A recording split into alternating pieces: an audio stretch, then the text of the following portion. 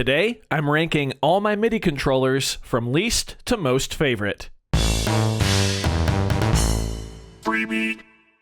Hey, how's it going, everybody? Welcome to Freebeat, where I post new music-related content every single day, so if that sounds good to you, hit that subscribe button, ring that notification bell. Today's patron shoutout goes to Healersaurus. Thank you so very much for the support. Let's get started. A good MIDI controller is an integral part of most DAW or DAW-less setups in electronic music. You need some way to input your notes. You need knobs to turn to change your parameters. You need faders to mix your tracks. You just need physical control over your gear, whether that be hardware or software. And over the 2.5 years that this channel has existed, I feel I've acquired a decent little collection of MIDI controllers, and today I'd like to rank them all for you from least to most favorite. I did this with my synths about 1.5 years ago, and it was a lot of fun, so yeah, let's dive in. So coming in at dead last is my Novation Launchpad Mini Mark III. This is a very slim pad controller, powered by USB Type-C, by the way, so big thumbs up on that one.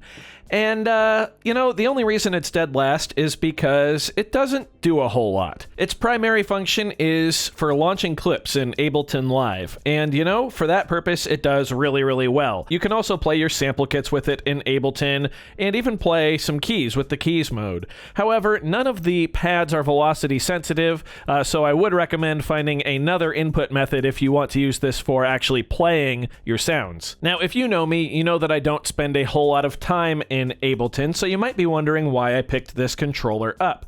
And I actually bought this for the live shows that we do here at the channel, the Freebeat Live series. The reason I picked this up is because my friend Oliver, who runs the lighting for all of those shows, wanted some sort of controller he could use to act as a master override, both in programming and in the shows themselves. See, I trigger the lights at the drum set from a controller we're going to talk about later in this video, but he wanted something at the booth that he could map out different sections of to control different lights and have a variety of functions on those buttons. And the Launchpad, especially at its less than $100 at the time, I'm not sure if it's gone up, price, fit the bill perfectly. Like I said, it plugs in with USB Type-C, and it interfaces wonderfully with the lighting software we use, QLC+. Also, thanks to the Novation Components software, you can actually go in and change the colors of the pads and group them into different sections, so Oliver was able to run wild and make his own custom setup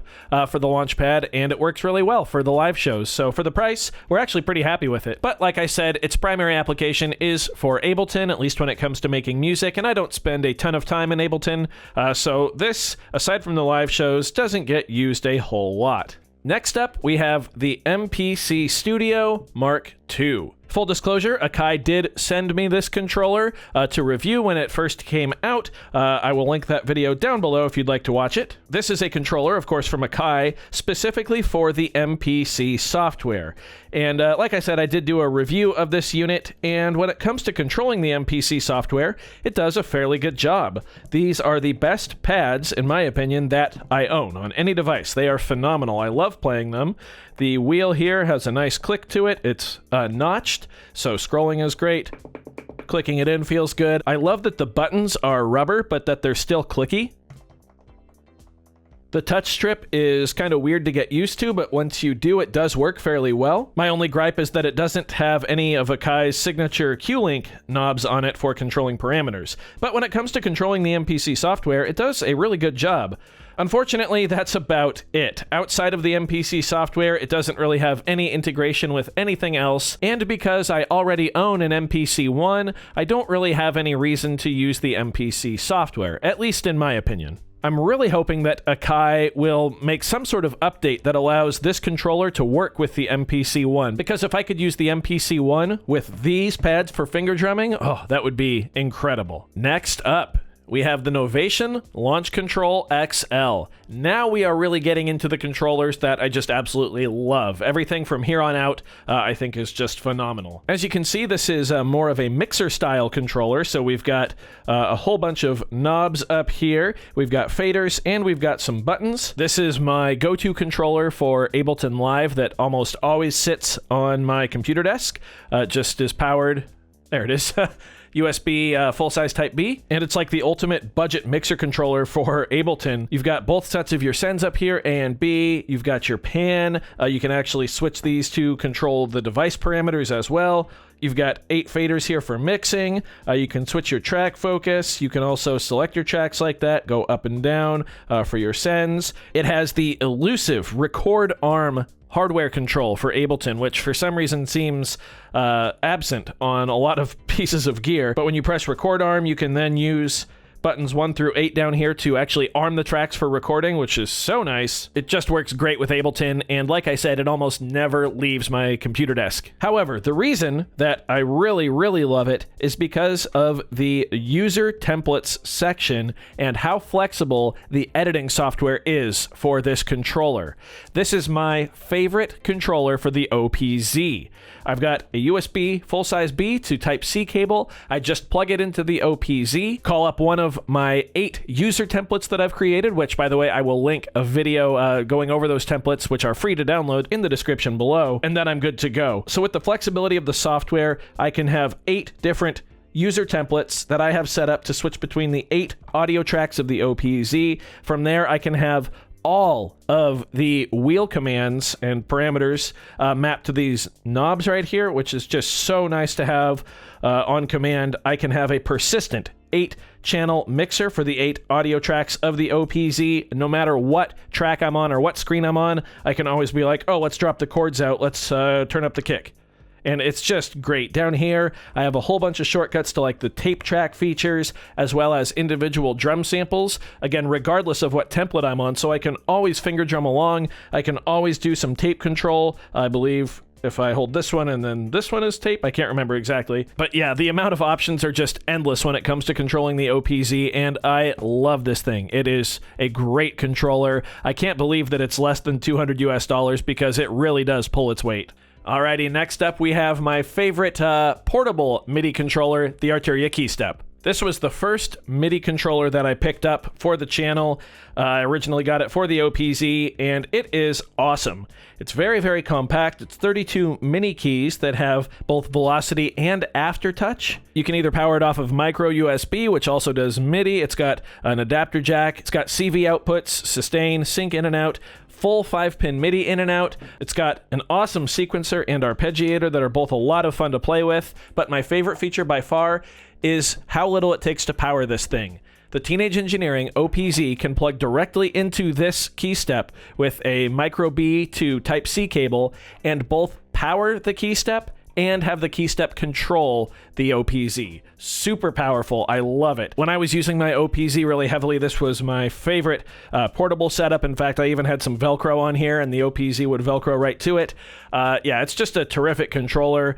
Super easy to plug into any piece of gear and just instantly work. As long as that gear has power, the Keystep will probably work with it. And that's why it is at number 4 on my list. Next up, we have another controller from Arturia. I don't think it's even going to fit on camera. It will not. It is the Keylab Essential 61 from Arturia. This is my proper full-size keyboard. Full disclosure, Arturia did send this to me a couple months ago, so shout out to them for that. But I have really fallen in love with this as a controller. This is my permanent keyboard on my computer desk, and this is what I use with Ableton whenever I'm in it. This is also what I use to practice piano when I'm sitting at like the Model D software that this comes with, which, you know, for the price of $269 US, this thing comes with some killer software. I've actually got a video on that. I will link it below in the description as well. The keys are velocity sensitive. They're not weighted or semi-weighted, but I'm not a pianist, so I don't really care about that, especially at the price point it's at. They are velocity sensitive though, no aftertouch. We have 8 faders right here for controlling Ableton, as well as, or whatever DAW you want, I should say, not just Ableton. We also have our parameter knobs up there, which also work with the Arturia Analog Lab software that it comes with. You've got 8 pads over here for finger drumming or clip launching. Like I said, though, usually in Ableton, I've got my Launchpad Mini for clip launching, so I primarily use these pads for finger drumming. It's got centrally located transport controls, which I really appreciate, and it has an undo button, which 2 thumbs up for an undo button. Any software or hardware manufacturers out there, Undo buttons. Make them more universal, please. We need to undo what we just recorded because it probably wasn't good enough. Obviously, there's a lot more to this keyboard, far more than I could cover in this video, but I did do an unboxing and initial impressions video, and I have a full review on the way, so I will link that first video in the description. All right, just 2 MIDI controllers left. And coming in at number 2, it's the Alesis Trigger IO. Now, as you can probably tell for how dirty this thing is, it's quite old. I've had this since 2008, and this is an unreal MIDI controller. What it does is it takes drum trigger inputs and turns them into MIDI, either over USB or with 5-pin out. I am a drummer, if you didn't know, and back when I was actively playing with bands, I had quite the hybrid setup of acoustic drums and electric drums.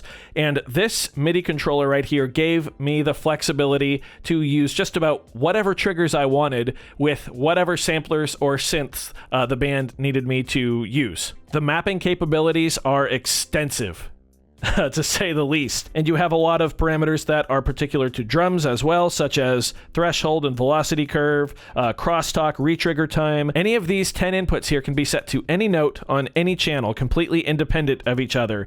And if you have a splitter cable, each of these inputs is actually 2 inputs, and you can use that to connect 2 mono pads into 1 input. And yes, those pads can both be on different channels and different notes. After I got my Roland SPD-S, the first version, this was back in 2009 or so, and no longer needed a bunch of pads around my kit, what we wound up doing is we discovered that you could plug sustain pedals, like for a piano, into these inputs and still trigger notes. So we wound up making a MIDI bass pedal board, essentially, for our bass player and guitarist to use to trigger backing tracks and samples and synths with their feet, like Rush does. And at that point, I just realized, you know, how versatile this thing truly is. It is a monster. Now, you might be wondering what I use it for, and we actually use this in the Freebeat live shows for me to trigger the lighting. So I have a couple pads on my electronic drum kit that are not assigned to sounds. They're not even plugged into my Roland drum brain. Instead, they're plugged into this. I also have a couple piano sustain pedals on the floor that are also plugged into this. All of those are then set to different MIDI notes, and it goes out to the computer via USB, where we can control QLC+, our lighting software. So when you're watching the Freebeat live shows, I'm actually triggering all of the light changes by hitting pads or stomping on pedals. It's a lot of fun. It's like kind of a balancing act to not only play the parts, but trigger the lights. Yeah, it's just an absolute beast of a MIDI controller. Unfortunately, it is out of production. I think it has been for quite some time, but you can still get these actually under the DDrum brand. I believe it's called the DDTI, DDrum trigger interface. I think they're less than $200 US even, so pretty budget and extremely powerful. This is my second favorite MIDI controller without a doubt. And coming in at number 1, it's got to be the Arturia Keystep 37, my favorite MIDI controller that I own. So I've already sung the praises of the original Keystep, and when Arturia sent me this one, I instantly fell in love. So yes, Arturia did send me this unit, full disclosure, but it is just incredible. It fixed all my little gripes and nitpicks with the Keystep 32. So we go from 32 keys to 37 keys. They're the same exact keys as the Keystep as well, so full velocity and aftertouch, really, really nice. It's got the same connectors on the back, except we bump up the dinky little micro USB connector to a full-size Type B connector for more sturdy connections. It does have a bit more of a power requirement. It won't work directly with things like the OPZ. You do need to power it. However, you can plug directly into the MPC-1 and all the other MPC devices and use this without separate power, which is really, really handy. I'm actually going to power this one on for you to show you that it has a screen, which is great because the original Keystep did not, so it was hard to just glance and know what tempo you were at, but now you can easily just see what your tempo is because it has the same sequencer and arpeggiator built in that the Keystep 32 does, as well as a more expanded chord mode, as well as chord playing mode. So you can actually assign chords to a single key and have it trigger chords on whatever device you're controlling. With the strum mode, you can actually have it strum through those chords, which is really cool, especially if you're controlling a monophonic synth like the Korg NTS-1. You can manipulate the strum effect, plus, you know, some reverb and delay, hold down a key, and it almost sounds like you're playing multiple notes at once. It's really, really cool. Speaking of these knobs here, you can also use them as CC knobs, which is something I really wish that the original Keystep had, and I'm so happy to see them here. You get 4 banks of knobs for each MIDI channel, which is just terrific. I recently made a video using the Keystep 37 with the Synthstrom Deluge, and we barely broke the surface of what these two could do together, you know, especially with these CC knobs here. You've also got LEDs over each of the keys, which is really nice, and there's some more feedback stuff that they have included into this package. This is one of those devices, much like the last two on the list, that would just take too long to go over every feature in this video. But this is my favorite MIDI controller that I own. I use it more than any of my other controllers, and it is just a blast to play on. I love it. I highly recommend it. So there you go. All of my MIDI controllers ranked from least to most favorite. Of course, I do love them all in one way or another. They're all great. I do use all of them from time to time. None of them sit on the shelf completely collecting dust. If you own a couple MIDI controllers, why don't you go ahead and rank them down in a comment below. I'm curious to see what you all have to say. If you did enjoy this video, be sure to leave a like on it. If not, you know where that dislike button is. It's okay. Doesn't hurt my feelings. Just makes me try that much harder next time. Either way, be sure to hit that subscribe button, ring that notification bell. Thank you all so very much for being here. Thanks for watching. We'll see you next time. Bye.